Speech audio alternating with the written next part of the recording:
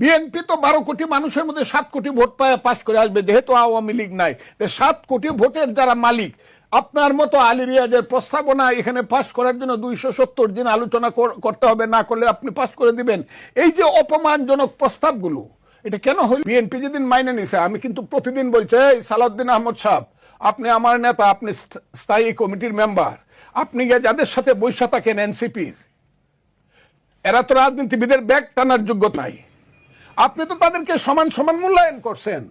এখন তো তারা সমান মূল্যায়নের কথাই বলবে, এরাই তো হবে এখন দেশের নেতা। আপনি তো জিজ্ঞাসা করেন নাই যে ইউনূস সাহেব কোন ক্রাইটেরিয়াতে এই ছেলেদেরকে আমাদের সাথে আপনি বসা, এই ছেলেদেরকে আপনি আলাদা কথা বলবেন, আমাদের সাথে এরা বসতে পারবে না, কারণ এদের রেজিস্ট্রেশন নাই, মার্কা নাই, এদের কোনো 10টা লোক নাই। যারা ওখানে গেছিল তাদেরকে যে অপমান করা হয়েছে, তারা কেন ইউনূস সাহেবের গেটের সামনে গিয়া বলে না যে আরসিপি কোন হিসাবে আমার চেয়ে বড় দল? কেন আপনি বারবার তাদেরকে ডাকতেছেন?